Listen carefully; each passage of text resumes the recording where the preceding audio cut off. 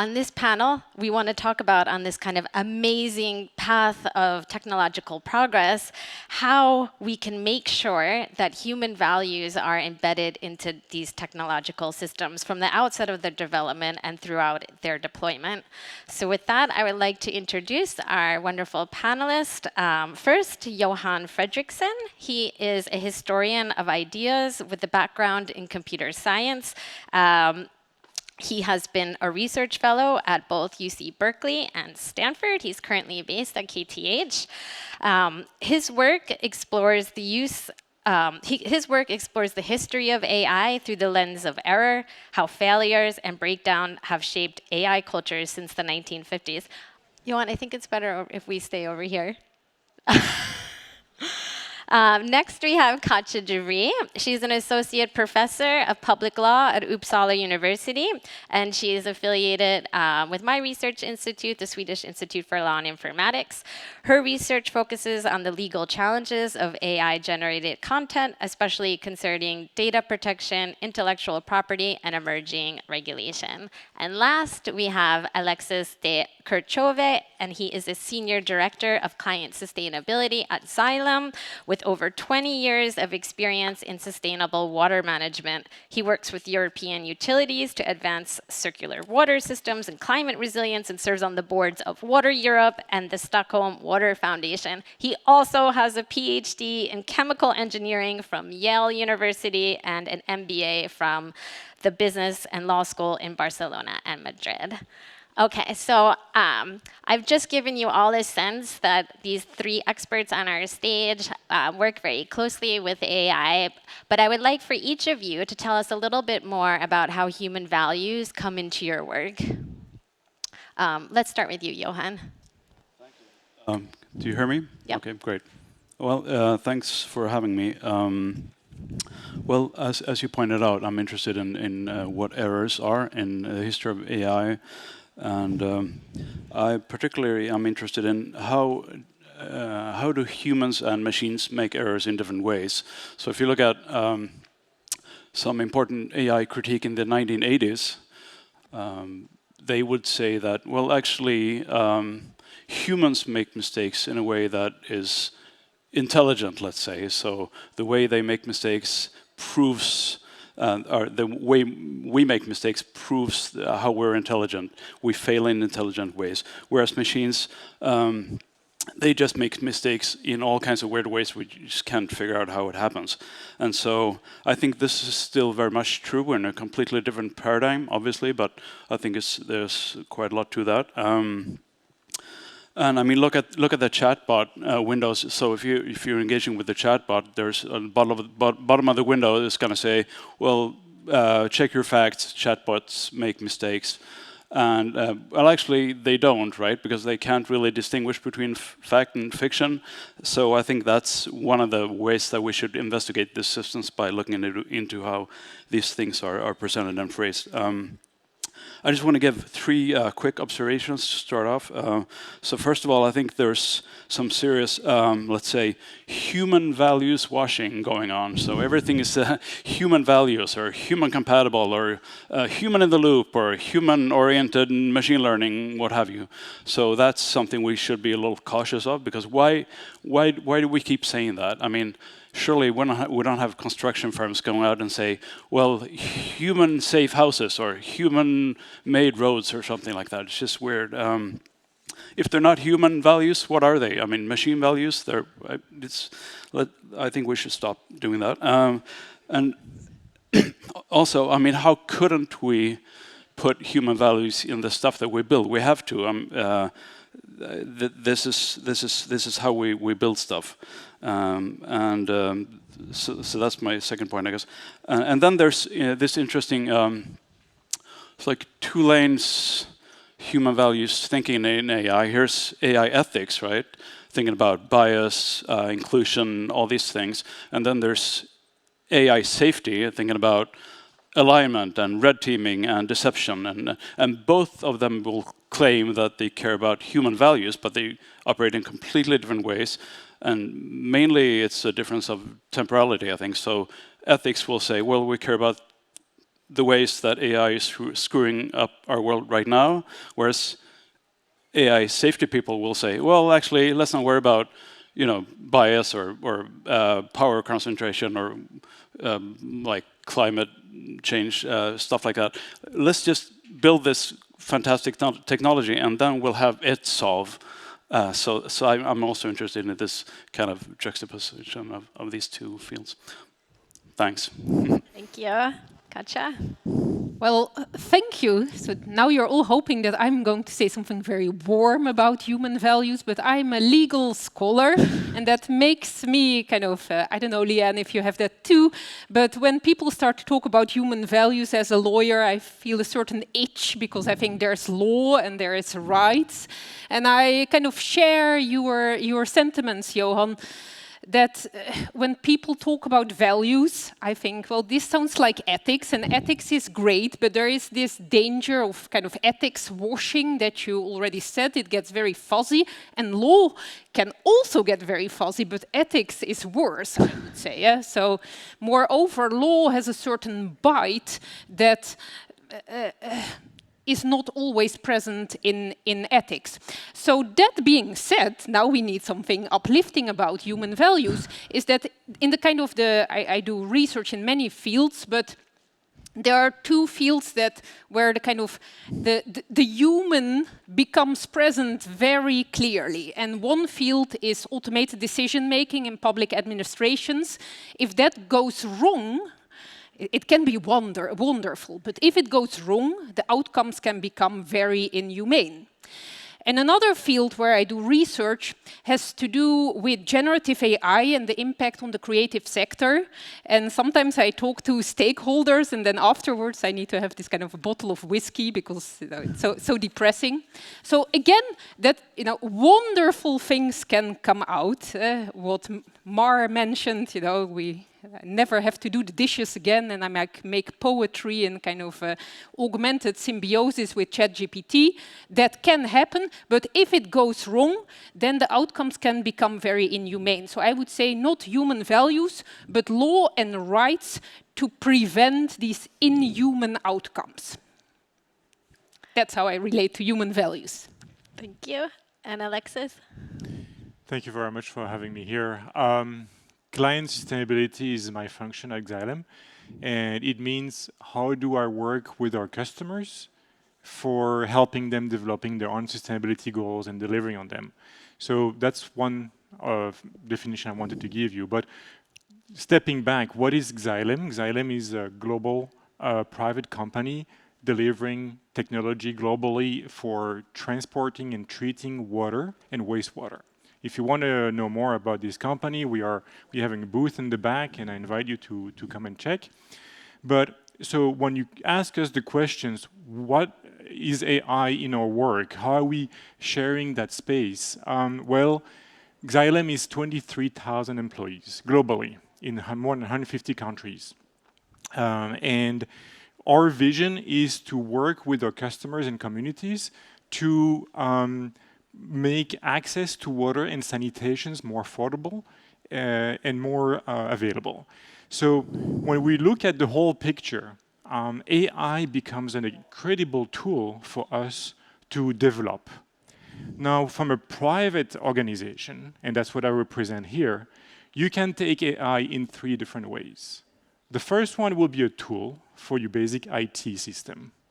The second one is a strategy to build productivity. And that means cost reduction, eliminations of workforce, and so on. And the third way is growth.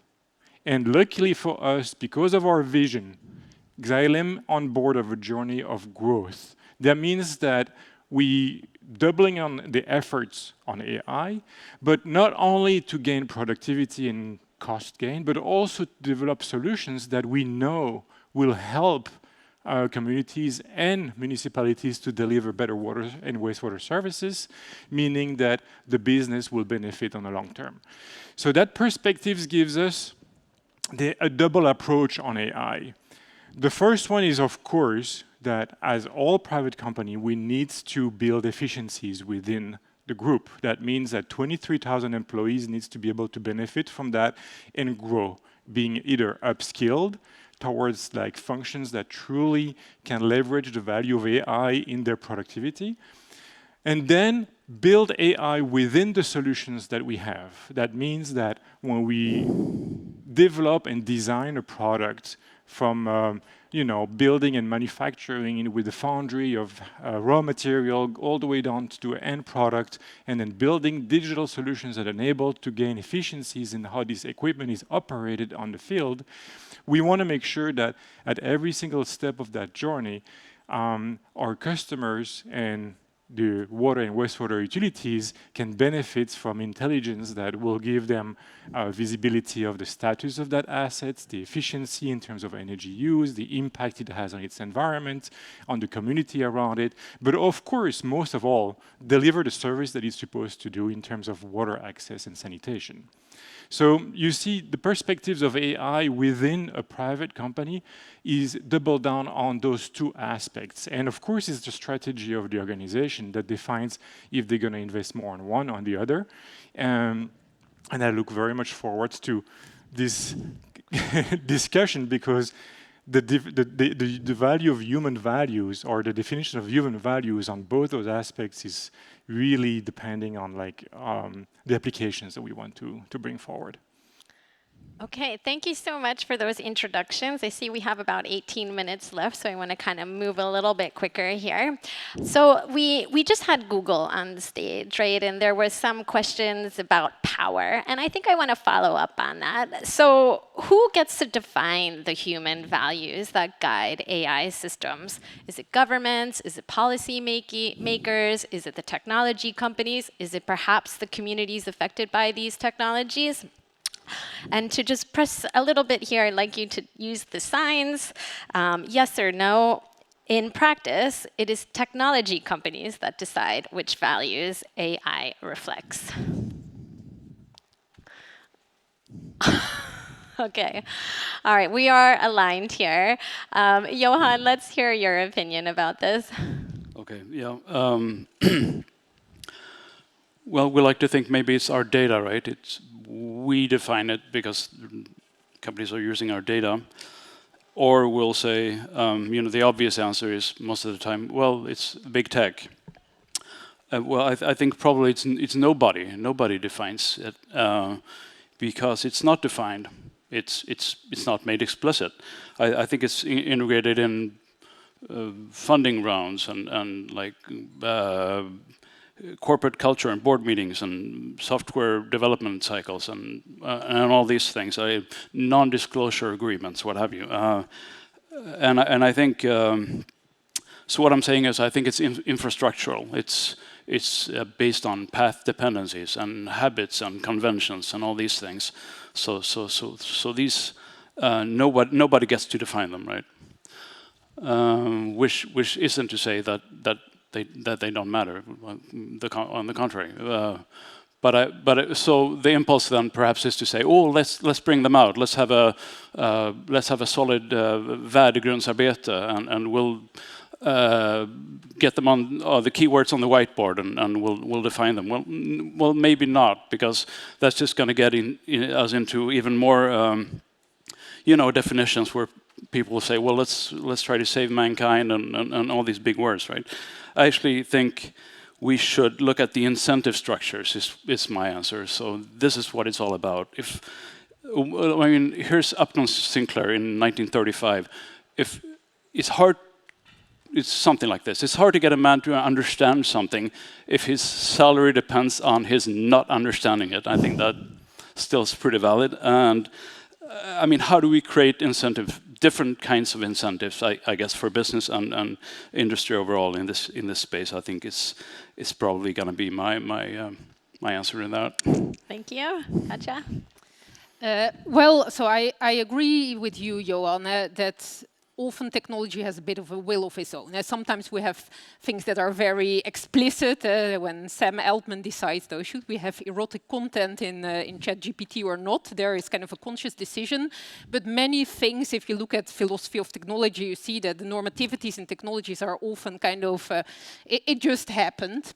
But that being said, I also showed this red sign because I am sitting there with all the stakeholders and the governments and I'm talking, and obviously there is often big tech deciding quite a lot of things or nobody deciding anything, but I have the hope that we can nevertheless exercise some influence. If not, I'm back to that bottle of whiskey and maybe another job.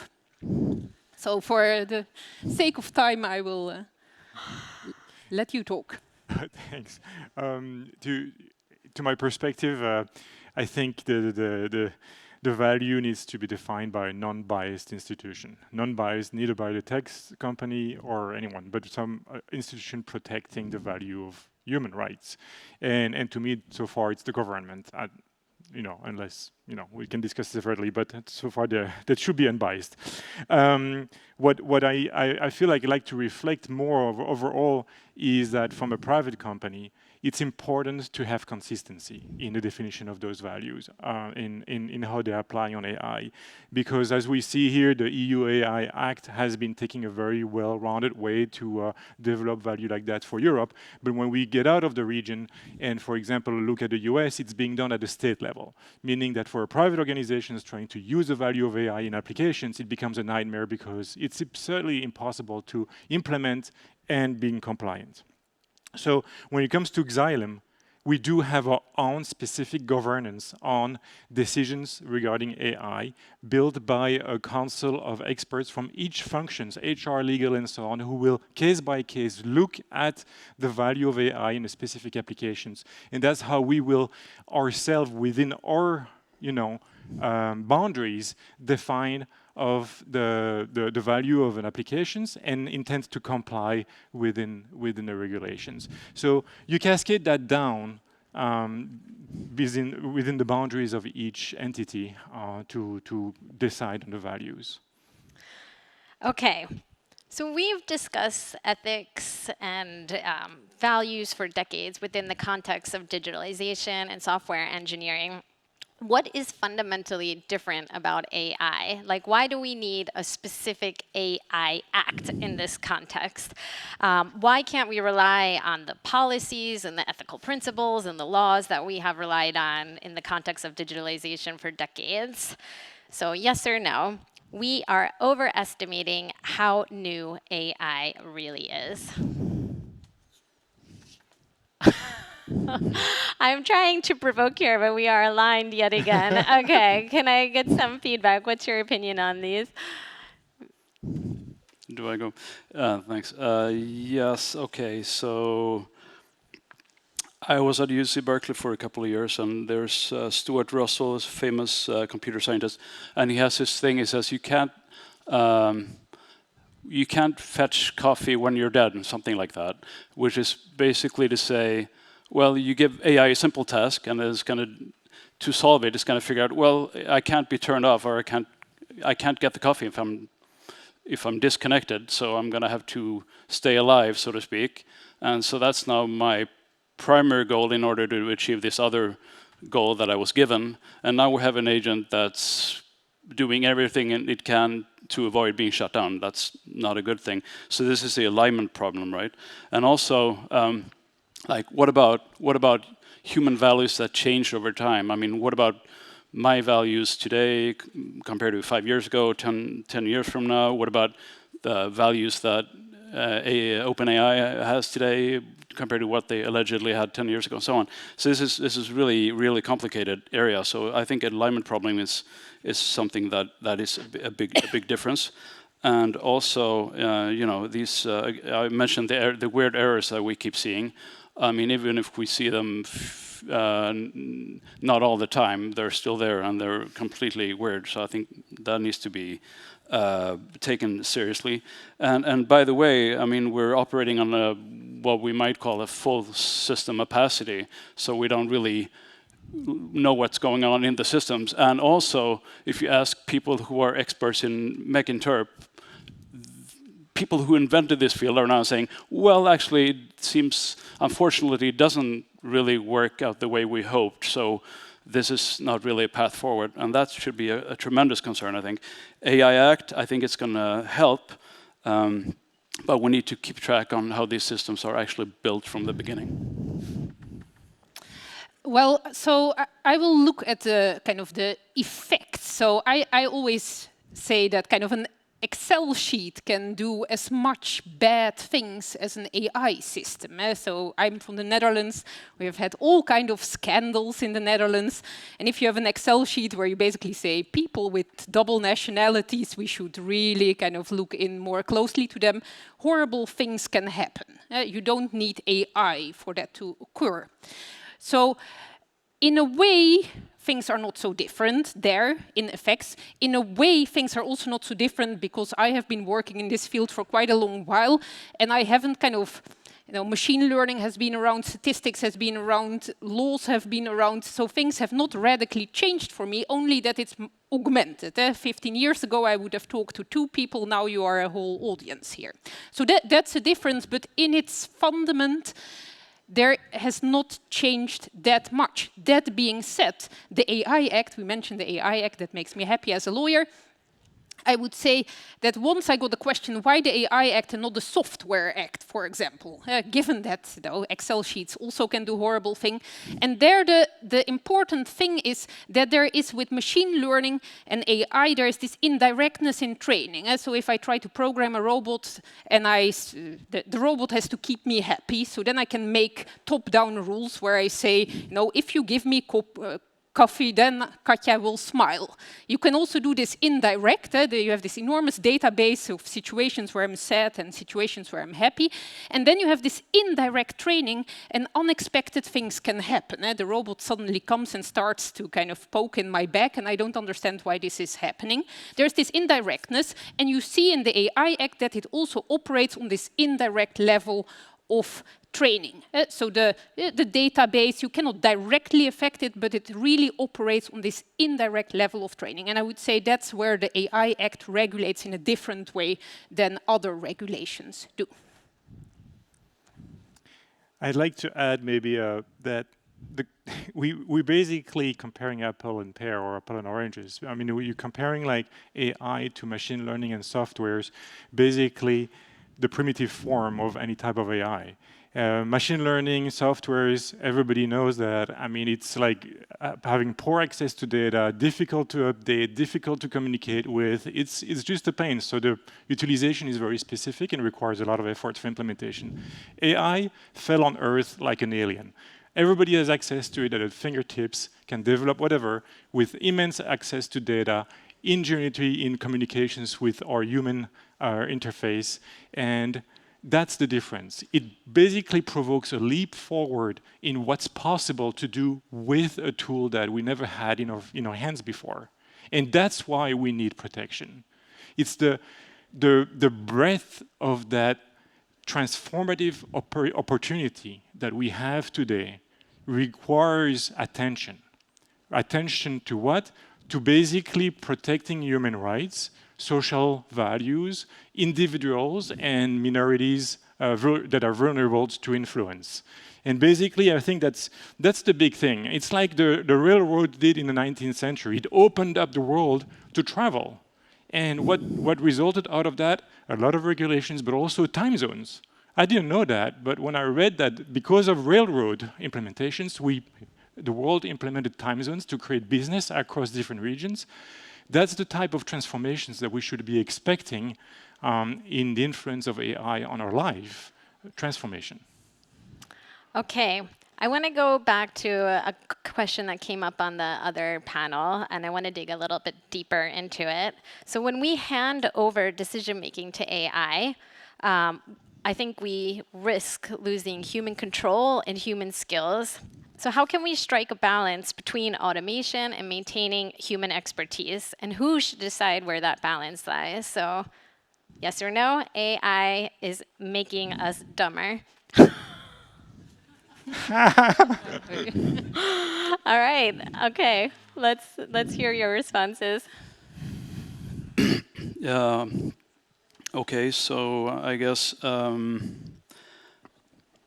mean, to me, automatic systems, right? They're based on human labor, and I think it's pretty obvious, but we tend to forget it. I mean, there's our data. Someone made that. We talked about that a little bit, and then there's all this work that someone's doing somewhere to clean the models, right, from all the trash that's in them. That's another type of labor. And then there's the fine-tuning that the labs do, and all the prompting that people do. And so there's tons of human manual labor going on, but we don't talk about it because we call these systems automatic. It's not really accurate, I think. There's a myth of automation, I think, it's been going on for hundreds of years, and you say, well, someone's doing the work, first of all, it's manual, and then you have this tremendous act of hiding that work in order to sell or present the system as being completely autonomous or automatic. So I think we should probably be aware of that. And then we should probably ask also, why do we automate something in the first place? Who's going to benefit? This efficiency trap, I mean, it tends to, I think, enrich some, go to some incentives that we may not be profiting from, all of us. And then I just want to say that I think there's an underestimation in the tech world to how the rest of the world is really messy, and there's something about the messiness that I think it has a huge potential for critique, or that we should embrace, perhaps. So I was elaborating this term a little bit. Resilience by inertia. It sounds really weird. Resilience by inertia, but I think we can. I think there's something to think about there, because this inertia is actually maybe a good thing in the face of this automation myth, let's say. So I will speed up. There's this countdown, Yeah, so I think exactly. 2 minutes, we all will explode. I need to finish my thought here. So what I would say is Mar talked about this kind of augmented intelligence collaboration, and I think when you ask, is AI making us dumber? Well, me as a non-augmented human, yes, but together we sometimes might be smarter. So that's kind of the trade-off, I would say. So, one more sentence. When I talk to the Swedish illustrators, they get really, really depressed because there's ChatGPT and everybody is making images, so they don't have a job. And that's sad for them individually, but they also raise this societal concern that simply there will be no human illustrators because you have ChatGPT and the society will be de-skilled.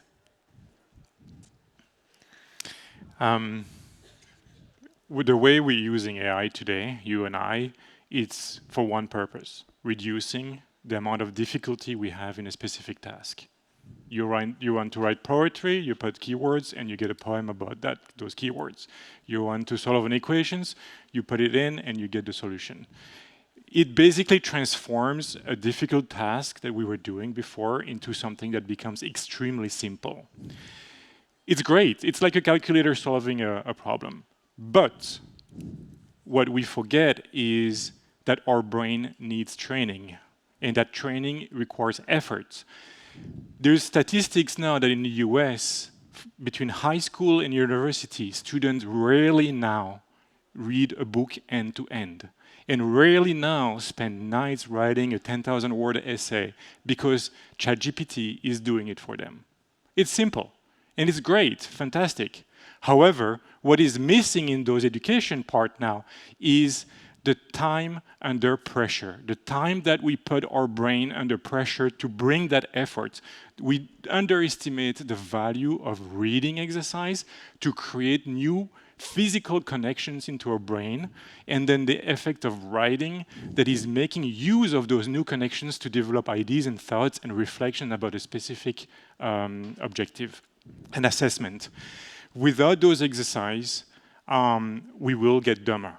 So I'm not saying that we should ban Gen AI from our educations, but we need to develop the methodology that will keep us training our brain in such a way to keep it under tension. Like when we go to the gym and try to build muscles, we need to flex. And it's painful, but at the end you get stronger. And the same way with the brain. Let's not forget that Gen AI is really good at giving us answers. The most knowledgeable answers in the world, but it's terrible at asking questions. And we humans need to keep being able to ask the right questions in terms of assessing a problem and solving it potentially with AI afterwards. Okay, we are now in the red, and I promised Joanna that I would wrap this up on time. So the last question was going to be about automated decision making, and we were going to talk about what kind of decisions we should never leave to AI. So I will pose the last question to the audience, and you can all discuss it at the next break. Yes or no, you would be comfortable relying on a fully automated AI system to manage your supply of clean drinking water? Thank you. Let's.